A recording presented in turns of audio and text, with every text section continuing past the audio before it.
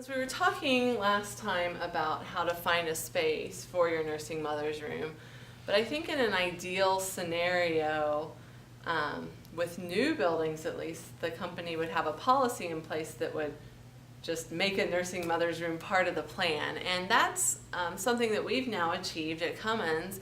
And April was an integral part of getting both a nursing mother's room policy in place for new construction and a policy in place for moms to have time to pump into our own policies at work. So I wanted to talk to you a little bit, April, about ways to approach leadership about getting those policies in place so that people might have some strategies for approaching their employer about putting similar policies. That's a great question. Every workplace is different. Sometimes you have a mix between exempt and hourly, and so you have to take that into account. To start out with, if you do have hourly workers, there are labor laws that are in place for bargaining elements of contracts, etc. And so you need to work with your labor relations people. For salaried, it's usually a little bit easier and a little bit more flexible.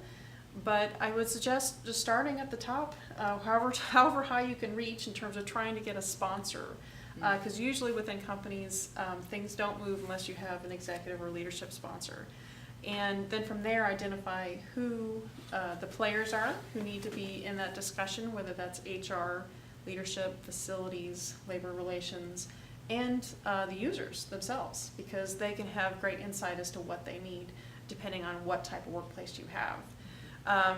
Another thing to think about is supporting the laws as well as Great Place to Work initiatives. And so you have to know the law to be able to meet the law. And so reviewing that with your legal counsel, if your company has that available, is also a recommendation to start out with that. And then basically working through a proposed text. So again, if you are the people looking forward to creating that policy, oftentimes going into a meeting with proposed text is much easier to help promote that discussion with others rather than going in with a blank piece of paper. So at least you can put your needs and wants down first, and then they can edit it as needed, but at least they know where you're coming from. Right. Yeah, and I think that's exactly what we did to get our nursing mother's room architecture policy in place. We went in with things we wanted to see, like that the rooms wouldn't have carpet but would have tile floors so that the carpet wouldn't be ruined by spills, and that the rooms would have sinks in them for easy cleanup of breast pump parts.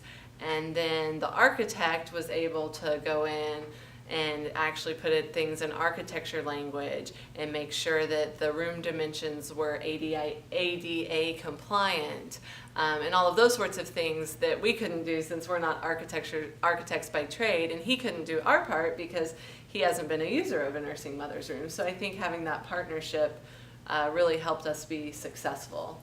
Right. And another thing to think about is patience, because oftentimes with larger companies in particular, creating policies takes time. Our particular policy in supporting mothers to give time to pump, paid time off, and basically during your workday, it took us 5 years to accomplish that. And so you have to have persistence and patience. Another reference is the business case for breastfeeding, and we'll put some links in there to help you navigate that as well. Okay.